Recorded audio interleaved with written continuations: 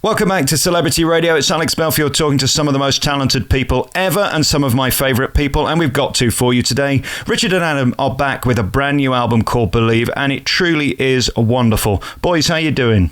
Very well, mate. Thank you very much. How are you? I'm really good. Not as good as you two. I mean, I listened to this album. You're so blessed, and it seems to me your voices are getting richer and better and more meaningful. This is a lovely, lovely album. Well done, boys. Thank you very much. Yeah, I mean, we're so thrilled with this album. I mean, on the other three albums that we've done, we recorded them, in, like I say, in a booth, but we've moved over now to Sony Classical, and with this one, we recorded it in a concert hall.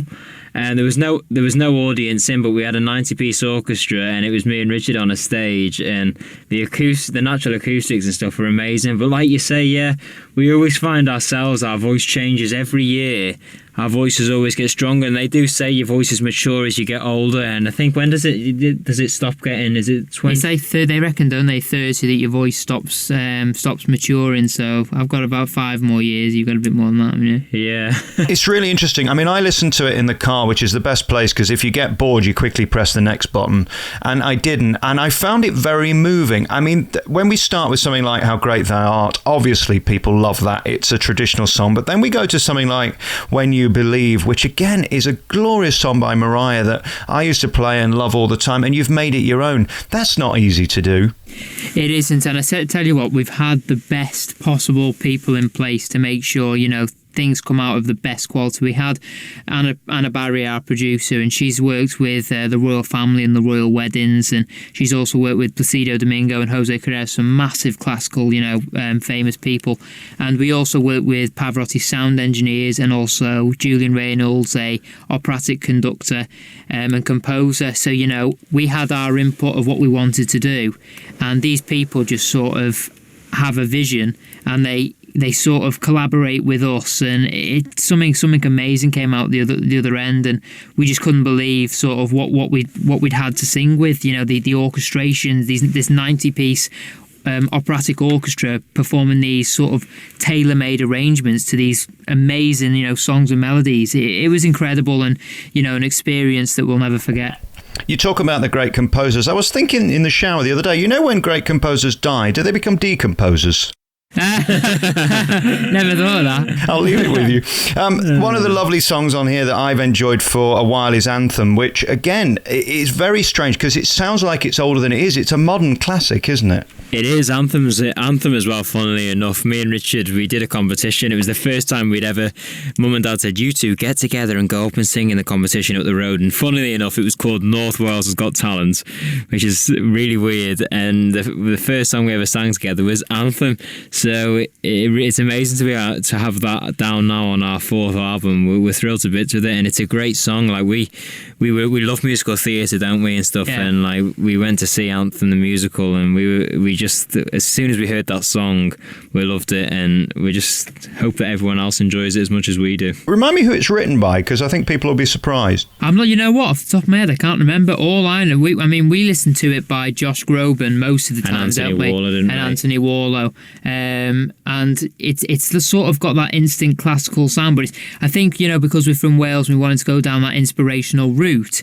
It's sort of got that sort of homely, sort of passionate about where you come from vibe in the song, which is what makes a song so special. But just if you know off the top of your head, just remind us who it was. Well, I've got a feeling it's from Chess, and didn't the guy from ABBA write that? Yes, that's the one. That's exactly right. And the lyrics were by Tim Wright, I think. There you go. Yeah. Doesn't get much bigger than that. As you know, my pronunciations aren't very good. I have this problem with the Russell Watsons and people when they put foreign songs in their album. Track 11 is My Fanny. What's that one about then? Is that how you say it? It's MYFAN. There's a W. How do we say that then? Myfanwy. Oh, Myfanwy. Of course, your S's become your V's, don't they? Yes. Yeah, it's Myfanwy, or some Welsh people call it Myfanwy. There's a few different ways, and we've got there? Cumronda. I tell you what, we're not fluent in Welsh. All the family originate from Birmingham, you see. There you go. We were the only two born in Wales. We have had a struggle trying to learn the Welsh. I mean, Italian's a much easier language, so I don't know if we'll be talking it fluently anytime soon. I really think this conversation's been worth it. I mean, I've taught you the anthems from the ABBA people, and you've taught me how to say My Fanny. I mean, I think this has been worthwhile. You learn something new every day. Boys, how are you doing? The last time we met, I think, was almost a year ago to the day in London, and you were both looking delicious. How's the diets going, and the muscles and the guns and all that?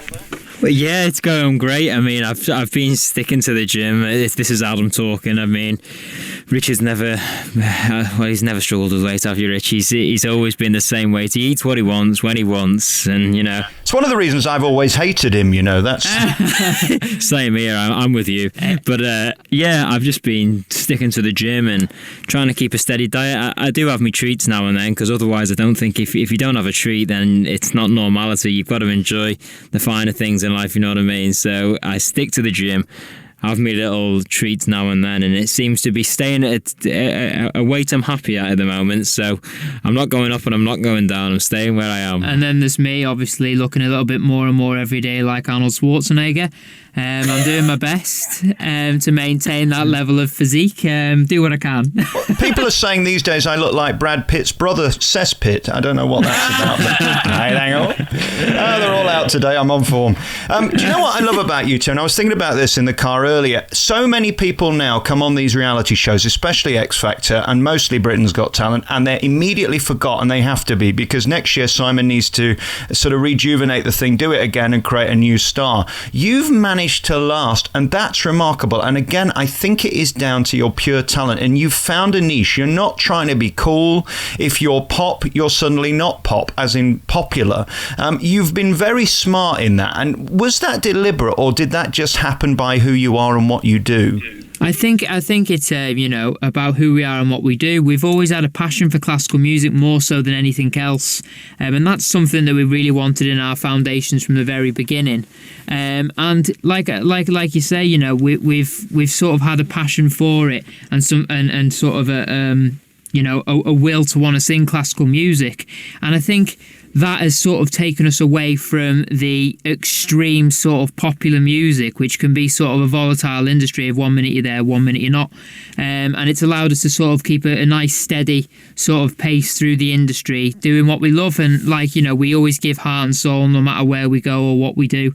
And we hope that comes over. And we're so pleased that all the people out there and the fans out there still enjoy what we do, enjoy our singing, and go out there and buy the albums, because it really, really, hand on heart, truly does mean a lot to us both. Well, and you do realise people are being sacked from record companies, not hired and making albums. I mean, it is extraordinary. It's true, yeah. We've realised lately, we see like people getting signed and doing one album, and then they're gone, and that's it. And we feel privileged, to be on our fourth one with Sony and stuff. It means a lot to us, because we see it quite frequently, don't we, lately? And it's scary, really.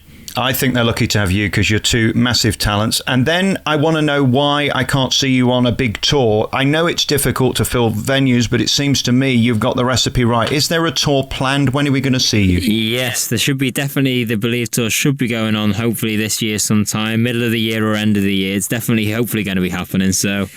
Yes, we've got to arrange all the dates and the tracks and the album set list. It's definitely looking positive. Yeah, we're heading in that direction. But we've had a few homecoming tour dates, haven't we? Where we've done some of the newer albums. We've done that, and we've got a couple more dates in March in some of our local theatres, Llandudno and Wrexham, and then we're going on hopefully then to our Believe tour towards end of the year.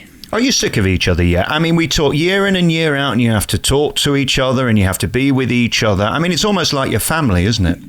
Yeah, I mean, you know what? And like you say, I think a lot of people, when they talk about families and struggling to get on and can't cope with each other for too long, we're the complete opposite. We've spent a huge amount of time together, and we're very much into having a laugh, and we sort of know what each other thinks, and that can be quite fun when you're out together, and we're aware of the same things, and we just really connect on so many levels with all different aspects of life and singing and things like that. So I think for us, it's quite easy. I mean, we couldn't be in a better position. A lot of people say, "Oh, guys, would you go into musical theatre and all this?" But I said, my instant thing is, I'd only do something if I could do it with Adam, because we enjoy what we do so much, because we do it together, like we have done everything together all our lives. Have you ever been offered panto and considered that?